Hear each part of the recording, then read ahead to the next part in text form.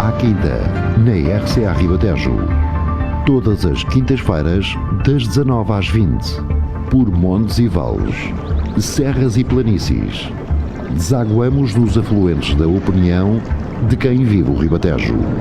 À Quinta, um programa com moderação de Nelson Ferrão e Francisco Mendes. Hoje no À Quinta temos connosco o Tiago Preguiça. Estávamos há pouco a falar sobre trocar estas duas letras e eu acabei por trocar mesmo.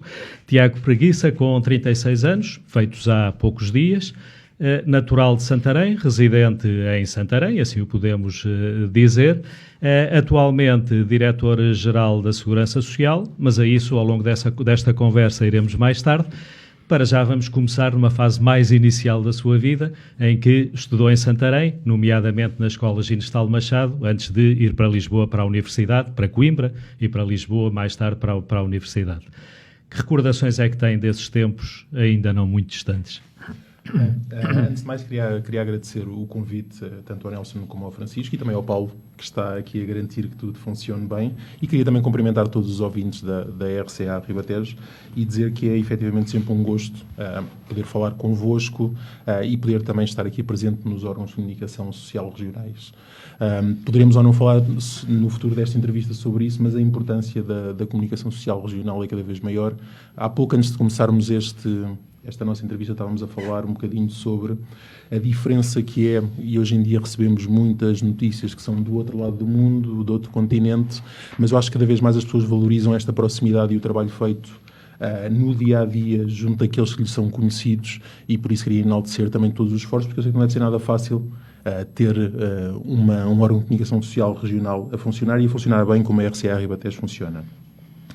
Com este agradecimento e este reconhecimento feito, falar sobre a minha infância em Santarém. Eu nasci numa família que eu poderia dizer que é uma família muito, muito tradicional e muito típica, uma família de classe média baixa, sempre com grande suporte. Sou filho único, com grande suporte dos meus pais, um grande apoio dos meus avós, que foram, eu também posso dizer, eu fui quase as primeiras pessoas da família que foi para a faculdade e sei o gosto que isso foi para os meus pais e também sei o esforço que eles fizeram para me poder proporcionar isso tudo.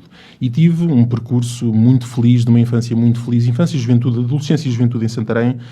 Passei pela Mãe Ramires, depois Ginestal Machado, e todas as memórias de amigos e de crescimento, e as primeiras vivências de vida, as primeiras vezes que saímos à noite, as primeiras vezes que temos uma namorada, são todas muito de Santarém, e é aquelas coisas que nos marcam e que ficarão sempre, porque eu acho que Santarém efetivamente é uma boa cidade para se crescer, para se fazer uma boa adolescência. Ou foi, isso ainda não foi há muito tempo, foi há 20 anos, por aí. Sim, por aí. Mas Santarém está muito diferente? Eu vou notando diferenças em umas coisas e noutras nem tanto. Eu acho que nós continuamos com um cariz muito, eu quase diria bairrista. Eu continuo a achar que, apesar de algumas mudanças, Santarém e as pessoas que moram em Santarém continuam muito bairristas, muito ligadas e muito defensoras das suas tradições e das características que nos marcam enquanto scalabitanos ou escalabitanos. Também temos sempre aqui esta dicotomia de como é que nos havemos de intitular. Há coisas que ficaram e que mantêm-se, e há coisas que vão mudando, mas isso também é os tempos, é a evolução dos tempos. E nessas mudanças, quem está de fora, e agora prevejo que o olhar seja um pouco mais de quem está de fora, nessas percepções percebe-se uma dinâmica que gera desenvolvimento ou que gera uma outra postura que na mocidade não tinhas? Eu também também são perspectivas muito diferentes, não só dos anos, mas da própria percepção da idade, não é? As preocupações de hoje em dia e o olhar que temos sobre a nossa terra é um olhar muito diferente, não é? O que eu sinto é que quando eu fazia a minha juventude e adolescência aqui, Santarém era efetivamente a cidade central. O que eu sinto agora, passado uns anos, é que Santarém está muito equiparada a outras cidades. Mas aqui próximas, outros concelhos. Ou foram as outras que se desenvolveram mais? Eu acho que foi... Eu nunca acho que haja só uma característica ou uma tónica que define esses movimentos. Eu acho que nós passámos por tempos difíceis enquanto concelho, e daí acho que outras câmaras passaram por momentos um bocadinho melhores, outros conselhos passaram por momentos um bocadinho melhores do que nós, e isso fez com que os patamares fossem cada vez mais próximos em termos de desenvolvimento. Mas também lhe digo que eu gosto bastante de olhar para o futuro e tentar perspectivar o que aí vem e não o que passou, porque também a verdade é que a sociedade está sempre em construção, e nós, se estivermos sistematicamente agarrados ao passado ou que não fizermos... Eu tinha uma pessoa que me marcou bastante e que ainda me marca na minha vida, o anterior ministro Vieira da Silva, que uma das frases que ele me dizia constantemente e que eu gosto Foi sempre... ministro da Segurança Social, sim, e que eu gosto sempre de ir recordando no meu dia-a-dia, é que nós não devemos julgar aquilo que fizemos à luz do que não fizemos. Porque senão estamos sistematicamente agarrados ao passado, estamos sistematicamente agarrados às coisas que por este ou por outro motivo não fizemos. E eu acho que também aqui na nossa cidade, no nosso concelho, porque eu gosto de falar do nosso concelho, a nossa cidade, apesar de ter metade da população do concelho, não define por si o concelho. Quer dizer, o concelho de Santarém não é apenas e só a nossa cidade, é também toda uma zona de grande potencial económico que temos no norte do concelho, Amiais, Alcanede. É também muita vivência mais próxima da Lesíria, como temos em Valfigueira. Quer dizer, temos um concelho muito diversificado, portanto, a palavra cidade não define nem de perto nem de longe. É muito a média nacional, assim, mesmo as sondagens também apontam para isso. Sim, é verdade. Nós sempre temos essa característica, sermos um bocadinho um pêndulo daquilo que se passaria se formos para o plano de eleições, do que é que seria o plano eleitoral. Aliás, a antiga freguesia de Marvila chegava a ser sistematicamente utilizada por empresas de sondagens como o verdadeiro barão para o que se perspectivaria no final das noites de políticas. Mas a verdade é que o nosso concelho tem muitas potencialidades. A localização geográfica é muito privilegiada. Estamos, efetivamente, praticamente no centro do país. A distância que qualquer pessoa percorre de qualquer ponto do país para chegar a Santarém é mais ou menos a mesma. Portanto, não há distâncias que não sejam comportáveis. Temos uma linha de comboio, ainda que com condicionantes, todos sabemos, não é? Mas existe. Temos o rio, o Tejo, que é um dos grandes desafios, e eu acho que poderia ser um dos grandes barómetros para o futuro do nosso concelho. Temos gentes muito diversificadas, e temos, acima de tudo, uma coisa que eu acho que nunca perdemos, é gentes que são muito diversificadas e muito próprias e muito propensas a poder agarrar as coisas características do nosso concelho para o poderem fazer desenvolver. A isso, ao presente e ao futuro, como dizia, que é o mais importante, já iremos, ainda vamos um bocadinho ao passado, mas ao seu passado, depois vieram os estudos universitários, foi para Coimbra, mais tarde para Lisboa. Em Coimbra estudou estudos europeus, depois em Lisboa a pós-graduação em Ciência Política e Relações Internacionais. Esta escolha inicial do curso já teve a ver com a experiência, na altura ainda pouca, da política? Não, ou com aspirações a isso? Não, é engraçado. Essa história tem... E nós, quando o tempo também vai passando e a idade também vai passando, e nós vamos percebendo as coisas de forma muito diferente. Eu, na verdade, eu sempre quis ser advogado. E entrei na Universidade de Coimbra, eu entrei em Direito. Até que percebi, ao final de uns meses, até mais meses do que aqueles que os meus pais efetivamente se calhar desejavam, mas a verdade é que percebi que aquilo não era nem de perto nem de longe o meu futuro, ser advogado, jurista ou algo que estivesse ligado. E aí fiz a troca interna e fui para estudos europeus. Se me pergunta agora porque é que eu fiz a escolha desse curso em específico, o que eu sei na altura em que analisei é que o movimento europeu e aquilo que era a integração europeia era tão profunda que provavelmente no futuro iriam necessitar pessoas qualificadas nessas áreas para poder, de alguma forma, ou trabalhar em instituições internacionais ou mesmo em instituições nacionais, mas que tivessem trabalho internacional.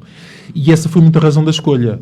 E aí acabou por fazer uma licenciatura que não era a primeira vocação, mas acabou por ser a vocação académica que melhor encaixou em mim, e mesmo não sendo um curso muito convencional ainda nos dias que correm, a verdade é que acho que me deu muitas ferramentas para o meu trabalho. E com base nisso, muito mais Lisboa que Santarém, ou muito mais fora de Santarém do que Santarém?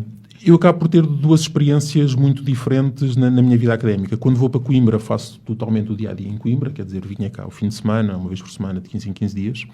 Quando já vou para Lisboa para a pós-graduação, já começo naquela rotina que muitas pessoas conhecem e que eu também fiz durante, eu diria, perto de 10 anos, que era do ir e vir todos os dias. Numa primeira fase, caso mais complicado, de comboio.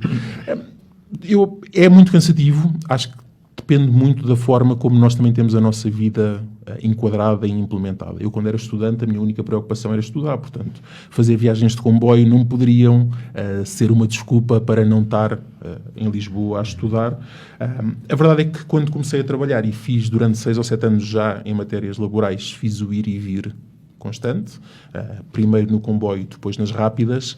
A verdade é que quando dou o passo para o gabinete e começo a perceber que eu vinha basicamente todos os dias a Santarém para dormir, chegava no último comboio, partia logo naqueles primeiros, estava-se a tornar um bocadinho injustificável e muito pouco gerível até do ponto de vista do cansaço físico e de alguma saúde mental, diria. Mas a verdade é que o estar em Lisboa e em Coimbra também abrem mundo, também abrem-nos perspectivas, abrem-nos portas que eu acho que não são completamente incompatíveis com o facto de continuar a morar em Santarém. Eu por uma opção pessoal, apesar de vir muito frequentemente a Santarém, ter grandes ligações a Santarém com os meus pais, eu diria que venho praticamente todas as semanas a Santarém ter com os meus pais, com os meus avós, com alguns amigos, a verdade é que algumas oportunidades que surgiram fizeram mudar para o dia-a-dia para Lisboa e a morada fiscal, como se diz, para Lisboa. Mas essa, quando começou a trabalhar, portanto, empregos antes dos relacionados com a política, foram mais na área da comunicação social do que propriamente dos estudos europeus? Sim, é verdade. Eu comecei a trabalhar em agências de comunicação e, na altura, a história do porquê de ir para uma agência de comunicação, até porque os cursos não tinham nada, pelo menos à partida, uma ligação direta à área da comunicação.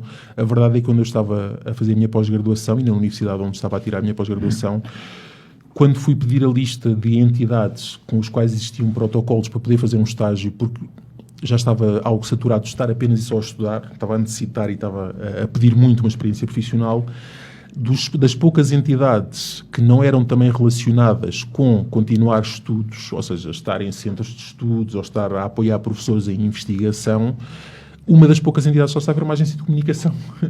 E eu, como queria algo, efetivamente, uma experiência em contexto profissional puro e duro, acabei por escolher. Eles aceitaram-me. Era para fazer 6 meses daquilo que se chama frequentemente os estágios curriculares. Eu, ao final de 3 meses, tinha uma proposta da empresa para fazer um estágio profissional do IFP. No final deste estágio profissional, ofereceram o meu primeiro contrato e acabei por estar 3 anos. Já estava, como se diz, nos quadros da empresa, antes de ir e de mudar para outra agência de comunicação. Mas, portanto, eu entrei no mundo da comunicação também de forma um bocadinho involuntária. E foi por isso que depois, em 2013, Idália Serrão o escolheu para diretor de comunicação na candidatura à Câmara Municipal? Sim, eu acho que duas grandes características. A primeira é essa, é que profissionalmente era isso que eu fazia no meu dia-a-dia. A segunda é porque na altura também tinha responsabilidades político-partidárias no PS em Santarém e acho que acabou por se juntar o útil ao agradável, por assim dizer. Como é que a política surgiu?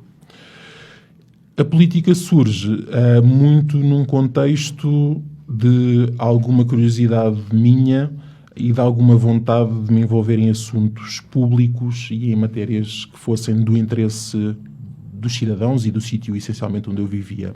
Eu não tenho nenhum familiar que tivesse nenhuma participação política ou partidária vincada. Aliás, a pouca convivência que eu tinha com política no seio familiar era o meu avô, que era um antigo sindicalista dos Correios e muito defensor das ideias do Partido Comunista, mas não militante, nem de perto nem de longe ativo. Portanto, eu não tinha uma experiência de casa de pessoas que militassem ativamente. Eu digo muitas vezes que acabei por sair a pessoa com mais interesse para as matérias públicas no seio daquela família. E foi isso que aconteceu. Eu cheguei à sede do Partido Socialista em Santarém, ainda a antiga sede. Partido Socialista porquê? Olha, essa é uma questão que eu acho que tem um pouco da influência do meu avô e dos ensinamentos da defesa dos trabalhadores, misturados também um bocadinho com algumas percepções que existiam na altura sobre excessos de alguma esquerda mais radicalizada. E moderou, digamos assim, Sim, a participação no Partido moderei Comunista. a participação. Eu, na altura também, e provavelmente também pode ter influenciado, na altura em que eu faço a minha inscrição enquanto militante do Partido Socialista e da Juventude Socialista, subindo as escadas da antiga sede no Centro Histórico em Santarém, Foi dos últimos anos em que o Partido Socialista era poder na Câmara. Se me perguntam agora a esta distância, se eu consigo daí também percepcionar que o facto de ser um partido era novíssimo, ser o partido também da Câmara, juntado a alguns interesses de esquerda, que poderia por isso ter influenciado, não digo que não, mas a verdade é que foi o Partido Socialista que me acolheu e que me acolheu muito bem. E a sua experiência política até 2015 foi por Santarém. Portanto, passou pela Assembleia Municipal também. Certo. E dentro do PS teve inclusivamente a oportunidade de, em determinadas alturas, isso talvez já mais recentemente, não é, de ser deputado. Nunca o motivou o ser deputado? Eu em Santarém, o percurso que faço, eu acho que é um percurso normal dos jovens quadros do partido e acho que deve ser um percurso cada vez mais incentivado. Eu fui deputado à Assembleia Municipal durante um mandato e meio. Eu ainda apanhei os mandatos do Presidente Moita Flores, o último deles. As Assembleias Municipais eram mais alegres. Sim, eram bastante interessantes e devo confessar-vos que para alguém tão jovem como eu, mas que já tinha na altura muita vontade de falar, acho que foi um bocadinho sempre um defeito meu, era muito interessante poder confrontar alguém que tinha tanto o dom da palavra como o Presidente Moita Flores. Eu acho que também me deu ali um bom traquejo naquilo que era o debate parlamentar, entre muitas aspas. Depois tive também uma participação na Assembleia Intermunicipal, com moldes muito diferentes de uma Assembleia Municipal, até pelas próprias competências de uma comunidade intermunicipal. A verdade é que eu, em 2015, sou candidato a deputado pelas listas do PS no Distrito de Santarém, era o Presidente da Juventude Socialista Distrital, ia num 7º lugar, e eu acho que esse também é um momento que acaba por ser um bocadinho definidor sobre as minhas experiências depois posteriores, porque na altura o Ministro Vieira da Silva foi cabeça de lista por Santarém, e é aí que eu conheço o Ministro Vieira da Silva, que na altura não era Ministro, era deputado do Partido Socialista, e é nessa altura que eu conheço o Ministro Vieira da Silva, que posteriormente, quando é feita a geringonça, os acordos para a geringonça, me convida pelo trabalho que desenvolveu comigo ao longo de toda a campanha e pela necessidade que tinha de ter também mais um assessor de imprensa. E aí foi adjunto, assessor de imprensa? Sim, eu comecei como assessor de imprensa, sim, verdadeiramente a agarrar as matérias da comunicação num ministério que é muito abrangente, que é um ministério que vai desde as políticas ativas de emprego, mercado de trabalho, relação com parceiros sociais da concertação social, passava pelas matérias depois da segurança social e aquele sistema de segurança social mais puro e duro, por assim dizer, prestações sociais, pensões, e até a ação social, portanto, a relação com IPSS. Tudo isto tinha que ser trabalhado por 2 assessores de imprensa, eu e uma colega minha. Eram muitos dias eu diria, quase sem dormir. E aí por causa da comunicação ou por causa da parte mais política e de confiança política? Eu acho que tinham que estar as 2 coisas envolvidas, ou seja, ninguém consegue ser um bom assessor de imprensa se não tiver experiência naquilo que é a forma como se deve passar mensagens, como se deve trabalhar a parte da comunicação. Mas também lhes confesso, nós estamos a falar de um gabinete político que tem que haver uma confiança, tem que haver uma ligação de confiança política. O próprio ato de nomear alguém é um ato de... E ainda há pouco, quando falámos na Assembleia Municipal e aqui mais ainda na zona de Santarém, esses ensinamentos da comunicação cruzados com o internacional resultavam ou eram interessantes para aquilo que Santarém na altura discutia, ou era uma coisa que não colava tanto? O debate local é um debate que está muito condicionado sempre por 2 vertentes. A primeira é o que eu chamava muitas vezes os pacotes nacionais, ou seja, sistematicamente os temas que eram de interesse nacional e não tanto de interesse local, e isso acontece, que eram debatidos muitas vezes até perdendo muito. O perder não é o melhor termo, mas gastando muito tempo em matérias nacionais que não tinham qualquer intervenção nos órgãos onde estávamos, mas depois muitas matérias locais. A matéria local, aquilo que é assuntos europeus, é muito lateral. As matérias de comunicação por e duras técnicas não existem. Agora, o que eu acho que muitas vezes escapa ao público quando elege os seus representantes é que, efetivamente, nós que não temos mandatos a tempo inteiro, portanto, contamos numa Assembleia Municipal, estamos 4, 5 dias por semana em trabalho efetivo ali, com muito trabalho depois que é por trás. A leitura de documentos que nos eram enviados uma semana antes, de orçamentos, de planos de atividades, de informações escritas, certo? Vamos fazer o que o regulamento no meu tempo era mais ou menos isso que definia. Não era um trabalho que se pudesse fazer apenas e só com leitura de jornais ou com informações de conversa de café. E isso é o que é mais difícil no trabalho? Sim, no trabalho autárquico, quando não é tempo inteiro, esse é o mais difícil, mas também tenho-lhe a dizer que é o mais prazeroso e é onde nós sentimos efetivamente que estamos a representar as pessoas. Porque fazemos um sacrifício muito grande. É que, efetivamente, quando não se está a tempo inteiro, tem que se fazer um sacrifício grande, mas é um sacrifício feito com muito gosto. E entrar em matérias que não eram da nossa especialidade. Sim. E também não há uma assessoria técnica, portanto. E também, na altura, também em minoria política. Em completa minoria política, diria eu. Lembra-me dos números. Esse aspecto levava-nos a falarmos sobre a Assembleia Municipal, sobre os poderes das Assembleias Municipais, mas hoje não podemos, infelizmente também não podemos, ou felizmente, porque vamos falar de outras coisas, não poderemos ir por esse caminho, não é? Mas voltando à questão já de Lisboa, já no Ministério do Trabalho e da Segurança Social, com Vieira da Silva, portanto começou por ser assessor de imprensa, depois adjunto do chefe de gabinete e depois, mais tarde, chefe de gabinete. Uma pessoa que não conhecia propriamente aqueles meandros, assusta-se um pouco de início ou não? Assusta-se bastante. Eu, o primeiro dia que entrei naquele Ministério, pensei muito sobre a responsabilidade que me estava a cair nos ombros e sobre se teria ou não capacidades para agarrar aquele desafio. São matérias... Eu costumo dizer muitas vezes que há 4 ou 5 ministérios, não desfazendo as outras áreas governativas, mas há 4 ou 5 ministérios que lidam com o dia-a-dia das pessoas e que são os ministérios que são muito problemáticos. Eu, quando digo problemáticos, é porque são ministérios onde todos os dias há matérias que são de extrema importância, não só para o futuro do país, mas também para a vida das pessoas. O Ministério do Trabalho, da Segurança Social, o Ministério da Saúde, o Ministério da Educação e o Ministério da Administração Interna.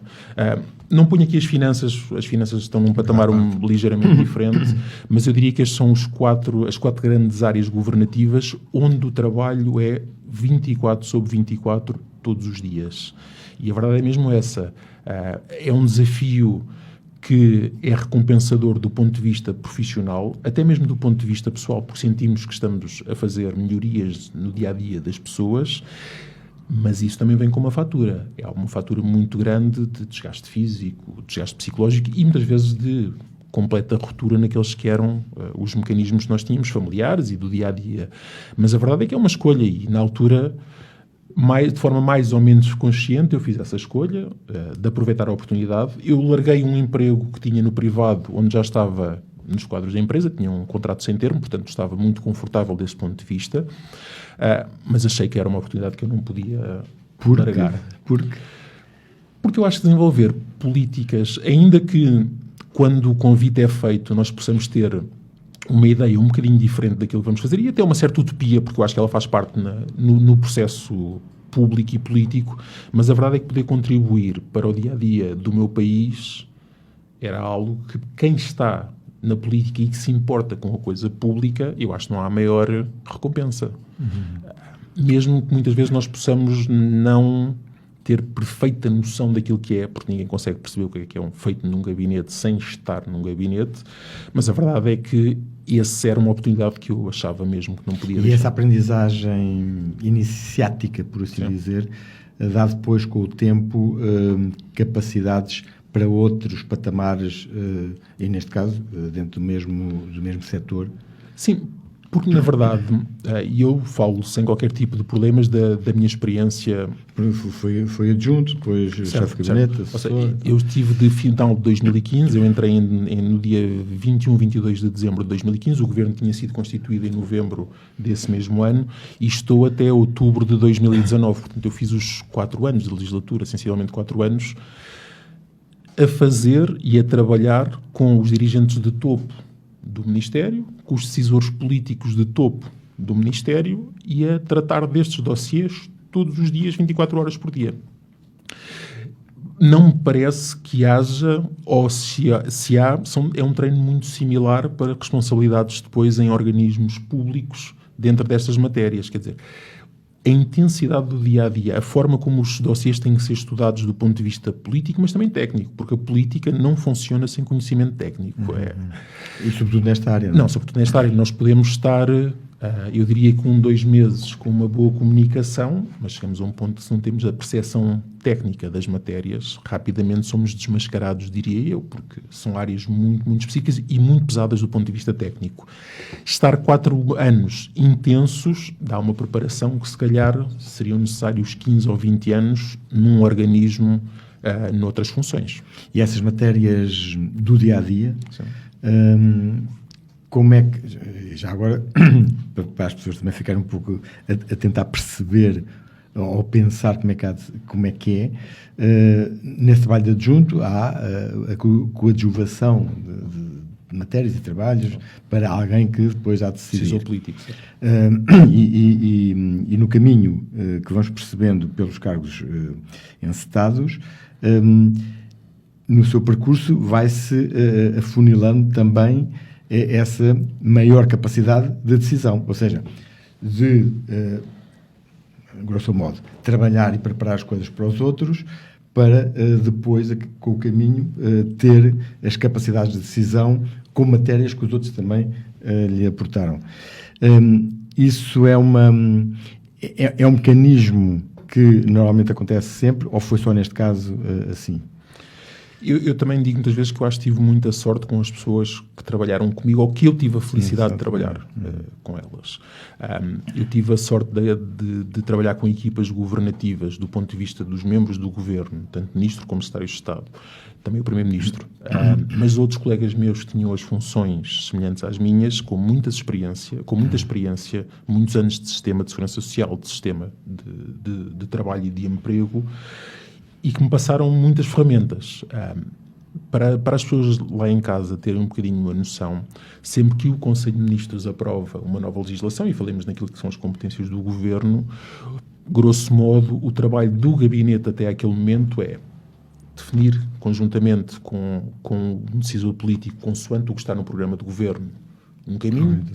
Imagino, dando um exemplo muito específico, uma das alterações legislativas que nós fizemos naqueles anos, que eu acho que foi da maior justiça, que foi as longas carreiras contributivas, ou seja, pessoas com 43 e 46 anos de carreira contributiva, mesmo que não tivessem os 66 anos e 4 meses, consoante o ano, mas mesmo não tivessem a idade legal da reforma, podiam se reformar sem ter qualquer tipo de penalização.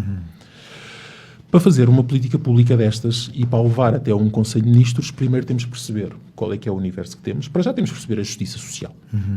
Essa era claramente e era facilmente identificável. Depois temos que perceber o universo das pessoas. E eu lembro-me que na altura havia muitas críticas, porque muita gente dizia que isto era uma ínfima parte dos trabalhadores. Já lá vamos depois. A verdade é que o estudo interno que foi feito com base do trabalho que é feito os dados são enviados pelos serviços públicos. Depois a matéria que é escalpelizada nos gabinetes por todos os assessores que são especializados na matéria. Até todo o trabalho tem que ser feito em coordenação com o Ministério das Finanças, por exemplo, leva-nos àquela solução final. Estas matérias, as políticas públicas, quando são bem feitas, o que é que nos dá? Dá-nos algo que tem justiça social, sendo que ela é sempre relativa, é verdade. Esta parece-me que é pouco relativa, e consegue rebater muitas críticas que são apresentadas. Na altura dizia-se que isto ia ter um pouquíssimo efeito, porque eram carreiras contributivas excessivamente longas. Eu lembro-me que, na verdade, passado 1 ano e pouco, 2 anos, já tínhamos 30 mil trabalhadores que tinham beneficiado disto. E são trabalhadores que tinham perdido, eu diria, a sua infância, porque tinham começado a trabalhar com 15, 16 anos. E a verdade é que todo este processo tem uma grande envolvência dos gabinetes. Que também cumpriu um arco temporal muito preciso para essas pessoas, que agora já acabaram. Sim, é diferente. Eles já entraram em reforma, quem entrou, e quem vem atrás não tem essa possibilidade. Não é? O que se vai notando na carreira contributiva, eu estou sempre a falar em termos mais genéricos, porque o sistema contributivo é tão grande que tem sempre as suas... Eu digo muitas vezes que para um caso há 200 situações diferentes que depois têm que ser analisadas caso a caso. Mas a verdade é que o que é que se notou, e agarrando neste exemplo das longas carreiras contributivas, o sistema contributivo, para alguém que se reformou até há 5 anos, há 10 anos, era um sistema contributivo da carreira da pessoa com muitas falhas. Muita gente que não estava sistematicamente a fazer descontos. Muita gente começou a trabalhar muito cedo, mas que não descontava. Porque a relação entre as entidades empregadoras e um próprio sistema de segurança social e a própria percepção das pessoas sobre a necessidade de terem os seus descontos era completamente diferente. E eu consigo perceber isso. Sim, não se ligava muito a isso. A geração da qual eu faço parte, e se calhar a geração da qual fazem parte os meus pais, o que vai acontecer é que vão ter carreiras contributivas muito mais certas. Eu, quando digo certas, é que não há anos em falha. Isso vai ter duas consequências. Vai, na verdade, tornar as carreiras contributivas mais lineares e mais longas, mas também de mais fácil acesso a uma pensão. Eu não diria mais rápido, porque a idade da reforma também vai subindo, mas mais fácil acesso, porque a carreira será mais linear e vai dar acesso a pensões superiores, de valor superior. O grande problema de carreiras contributivas que são intermitentes e que eram muitas do passado, ainda não totalmente transposto, é que temos carreiras contributivas curtas, com carreiras de trabalho muito longas, porque não é o mesmo conceito. Uma coisa é trabalhar muitos anos, outra coisa é descontar muito. É muito diferente. E o facto de termos muitos anos de trabalho com carreiras contributivas curtas dá pensões baixas. Pois, e para as pessoas... Isto há uma certa injustiça social, mas a verdade é que o sistema está enquadrado desta forma e nós, para a proteção de todos os trabalhadores, temos que enquadrar o sistema naquilo que são as contribuições e na base são as contribuições. Mas a verdade é que foram criados mecanismos para, de alguma forma, tentar corrigir isto. O Complemento Solidário para Idosos, o CSI, a sigla CSI, tenta, de alguma forma, corrigir isto. Ou seja, garante um mínimo de subsistência a idosos, cerca de 450 euros, 460 euros, números sempre redondos, por mês, para pessoas que não atinjam estes valores do seu rendimento mensal. As próprias pensões de sobrevivência. A pensão de sobrevivência foi pensada para... E isto é muito marcado no tempo e estas histórias e a forma como a política pública é pensada em cada tempo deve ser analisada. A pensão de sobrevivência foi dos maiores mecanismos que nós tivemos de políticas públicas de combate à desigualdade de género. O que é que acontece? As mulheres têm uma experiência de média de vida mais longa do que os homens, mas tinham carreiras contributivas mais curtas ou não as tinham mesmo. Estavam muitas vezes dependentes do salário e posteriormente da pensão que o seu cônjuge, o seu esposo, o seu marido trazia para casa.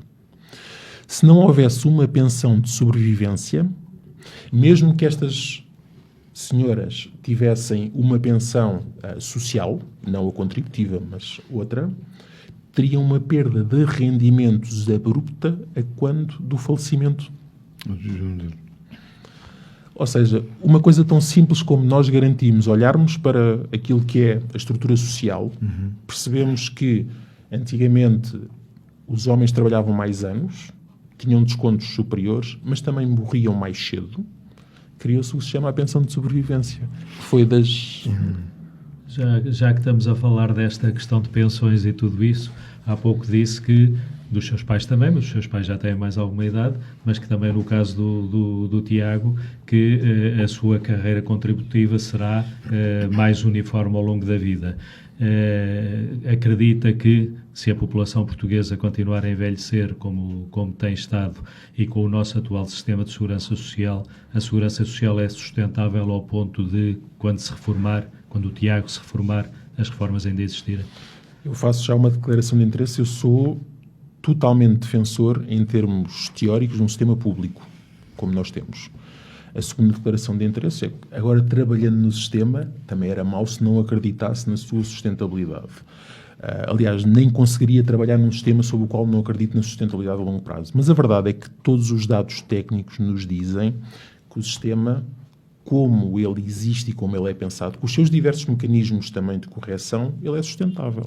Aliás, nós estamos sistematicamente a ser elogiados por entidades externas por causa de uma reforma que fizemos em 2007. Nós temos... A propósito de... Foi quando fizemos a indexação da idade da reforma à esperança média de vida, com mais um ou outro... pormenor. Eu não lhe chamaria pormenor, mas alterações técnicas, mas a verdade é que esta grande alteração que foi feita foi esta indexação, a criação do fator de sustentabilidade, com a consequente indexação da idade da reforma à esperança média de vida, o que todos os relatórios anuais nos mostram, e abrir aqui um parênteses. A Segurança Social e o Sistema de Segurança Social têm um relatório que é público e que é entregue com o Orçamento do Estado, que é o relatório de sustentabilidade da Segurança Social, que é anual, que é um relatório que é... Eu, sinceramente, tenho pena que não seja mais debatido, não só no Parlamento, mas também na esfera pública. Porque é um relatório... Porque não tem interesse? quando é debatido, ou, Eu acho que acaba, ou é normal que seja assim? eu acho que acaba por entrar naquele contexto de debate do Orçamento de Estado, onde há um sem número de matérias que são... É a expectativa certo. que se quer dele, Certo. ele cumpre a expectativa que se tem para ele. A verdade é que ele é Será? público e diz-nos claramente as previsões de utilização do Fundo de Estabilização, as previsões iniciais e o esgotamento posterior do fundo. O que eu ainda não consegui, que ninguém me conseguisse comprovar com dados reais, é que qual é que seria o sistema que poderia substituir o nosso, garantindo duas coisas que são essenciais. Um sistema de segurança social não tem só sustentabilidade financeira, tem que ter sustentabilidade social. Um sistema de segurança social que não garanta dignidade aos trabalhadores, às pessoas em risco, não é propriamente um sistema de segurança social, é um sistema de seguro mínimo. Pois, mas isso é o que é o balanço, ou é a tensão que está criada entre essa lógica mais pública e essa lógica mais privada de lançar as pessoas cada vez mais para os seguros e a acreditação de seguros. Eu voltando ao que estava a dizer, ou seja, acho que isto é importante que seja analisado num sistema como eu acredito, não tenho nenhum problema em partilhar convosco, num sistema público de segurança social, a sustentabilidade financeira não é o fim único. Tem que haver uma sustentabilidade social. Até porque muitas vezes fala num contrato de confiança e num contrato social que é feito entre os trabalhadores, um sistema de segurança social é para trabalhadores, e o seu próprio sistema. Se esse contrato é quebrado, temos uma falha grave no sistema. E por outro lado, como é que seria feita uma eventual transição para outro sistema? Que era mais as consequências a curto prazo e a longo prazo. Um exemplo muito hipotético, e estamos aqui a problematizar e a falarmos, não... Eu acredito muito no sistema tal qual como ele existe. É claro que este sistema tem uma grande vantagem.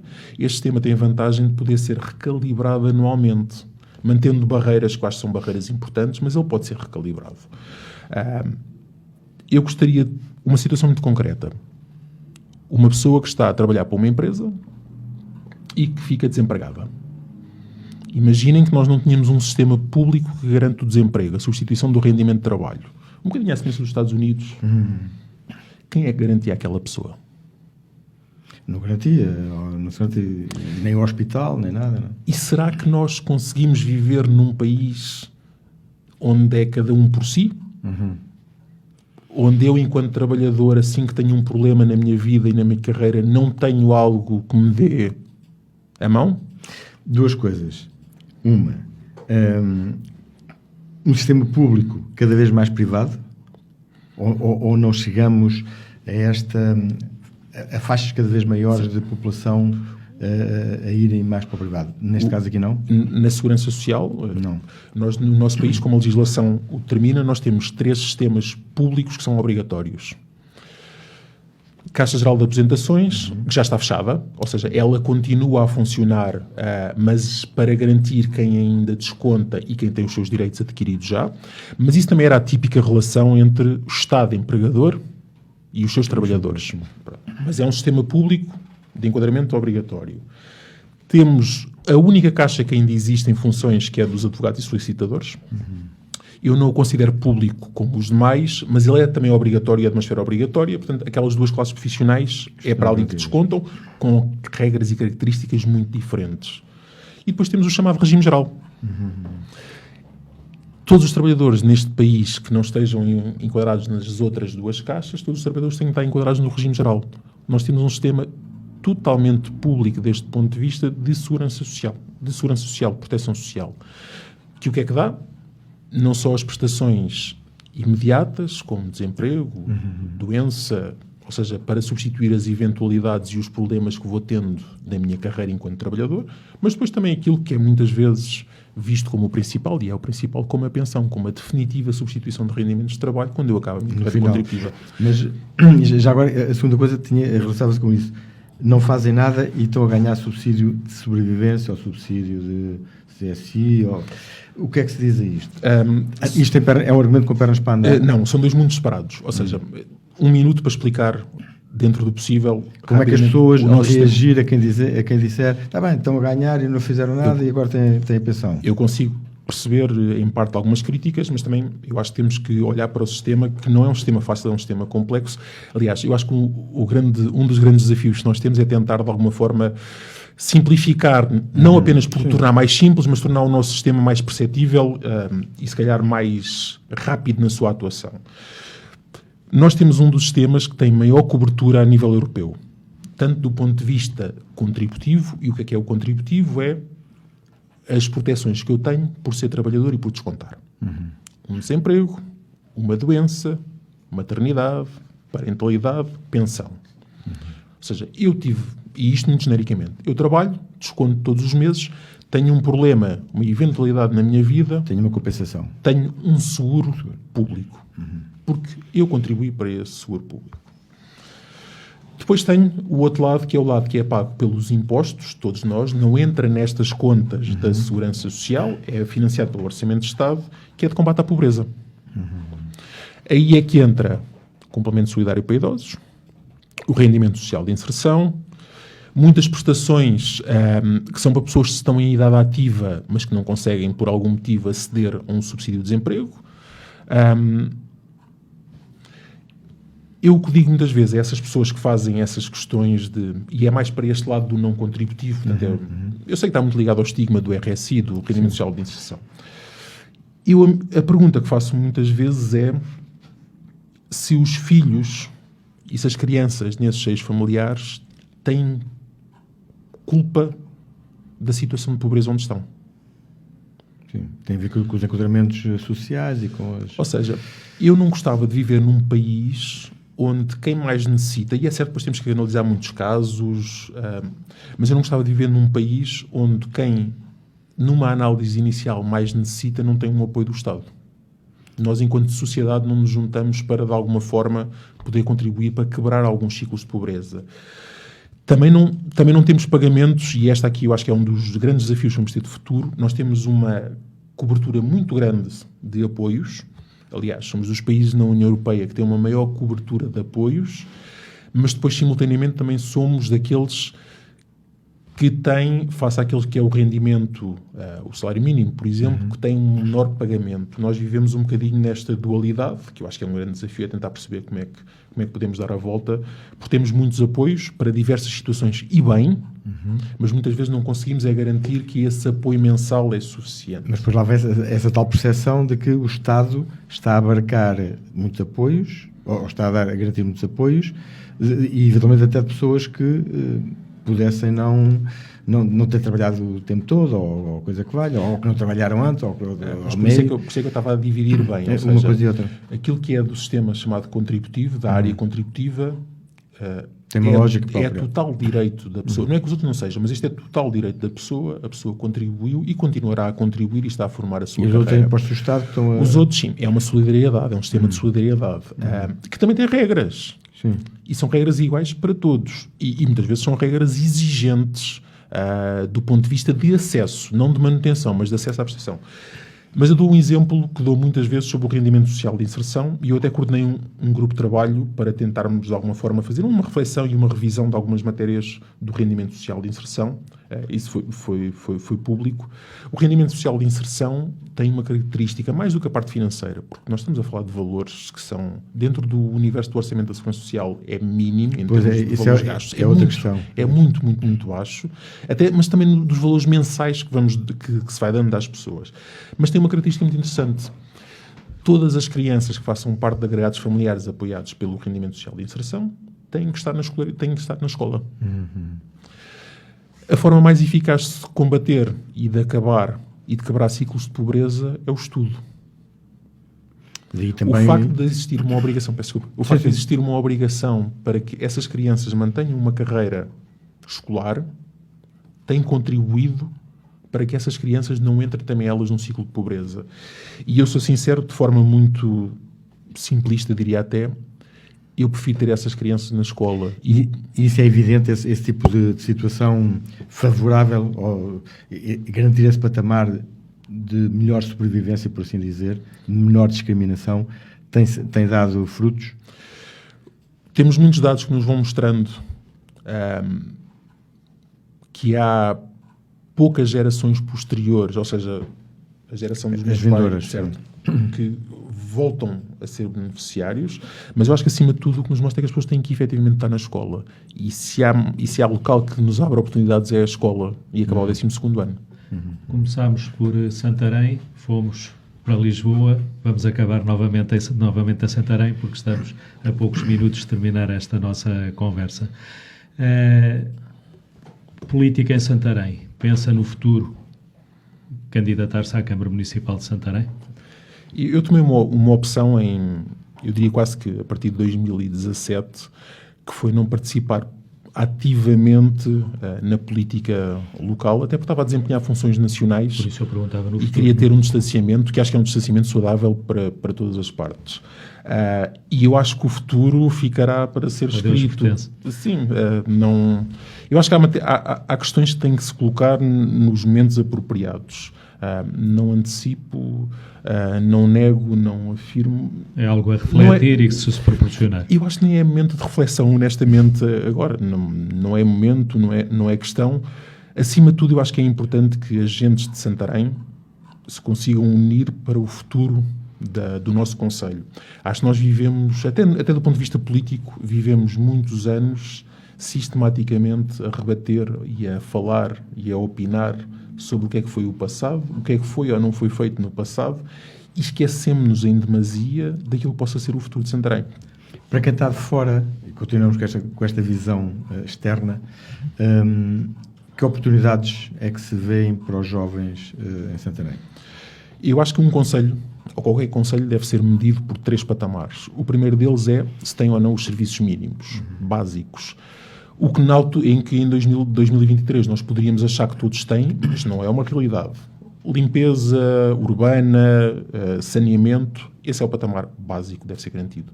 O segundo é as infraestruturas, escolas, rodovias, acessos.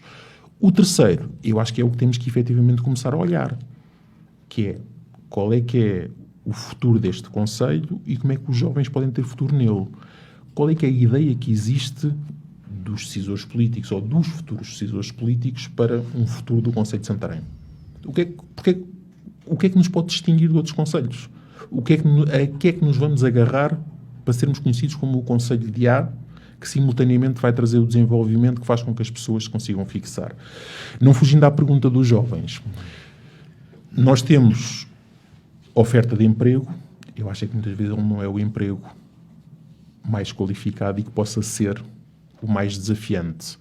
Mas isso também vem com um pouco o que eu estava a dizer antes, que é qual é que é a nossa ideia para que o concelho se consiga desenvolver. O que é que nos consegue marcar? Há pouco falávamos em off sobre Almeirim. Almeirim, as matérias da proteção civil, eu acho que vão acompanhar o concelho de Almeirim durante 10, 15, 20 e 30 anos. Como Maior fez, investiu no desporto, Almeirim está a investir na proteção civil. E para isso que referiu no concelho de Santarém, é importante, ou pode ter um papel decisivo, o acordo feito entre o Partido Socialista e o Partido Social Democrata? Eu acho que era bom que no final deste mandato, se calhar todos dissessemos que sim. Eu acho que tanto o Partido Socialista como o Partido Social Democrata, como os grandes partidos do arco da governação, têm que saber, em matérias autárquicas, porque é muito diferente das matérias nacionais, têm que saber garantir a estabilidade e a governação, seja através de acordos, não seja. Eu acho que pode haver acordo formal, pode não haver, tem que haver responsabilidade. Agora, eu também acho que é importante que, no final de cada 4 anos, as pessoas tenham escolhas claras. E eu acho que para concelhos se desenvolverem, a escolha deve ser entre partidos responsáveis. O meu maior medo, muitas vezes, do que possa acontecer ao nível autárquico entre acordos de partidos responsáveis é que alguns partidos irresponsáveis possam se assumir como alternativas, quando na verdade não são. E quando disse há pouco, acabou de dizer que estava esperançado que no final olhássemos para trás e pudéssemos dizer que valeu a pena, está a deduzir que este acordo vai chegar ao final do mandato. Se isso fosse assim, ou se for assim, é benéfico para que partido? Olha, eu não tenho informação privilegiada. Claro. Falava no final do mandato porque acho que é assim que as coisas devem decorrer. E eu acho que se ele chegasse até ao final, esperaríamos todos que fosse benéfico para Santarém, independentemente das leituras político-partidárias, mas que fosse algo que tenha sido benéfico para Santarém, porque isso é o mais importante. Depois disso, os eleitores serão chamados a votar e farão as suas escolhas. Mas isso não prejudicaria um eventual candidato do PS? E eu acho que na altura... Eventual, não, candidato. Na altura, cada partido terá que fazer a sua análise sobre os candidatos, até porque estamos num momento de mudança, claramente de mudança. O atual Presidente de Câmara não se pode recandidatar e isso vai trazer aqui características muito diferentes. Mas eu também acho que o acordo que foi produzido também terá características muito diferentes. Eu volto a afirmar o que dizia há pouco em termos genéricos, que pode ser aplicado a Santarém. No meu ponto de vista, o maior perigo para um acordo entre dois partidos de arco de governação é que os partidos mais fora do espectro habitual possam ser vistos como uma solução quando nunca o foram. Nesse caso está a falar, obviamente, do Chega, não é? Eu estou a falar de diversos partidos, movimentos, quer dizer, não estou a individualizar. Agora, eu acho que é importante que as pessoas de 4 em 4 anos tenham opções, e opções sólidas e credíveis. E estamos a chegar ao fim desta conversa. Foi bastante rápido. Pois, e muitos temas que queríamos, para o interesse de quem nos acompanha, podemos também falar neles e não foi possível. Será a oportunidade para, mais tarde, voltarmos a uma conversa com o Dr.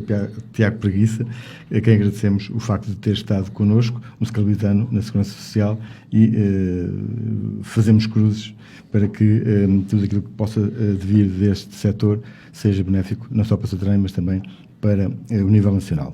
Obrigado, até uma próxima oportunidade. Da nossa parte, o À Quinta volta na próxima semana. Daqui até lá, tenha uma boa semana.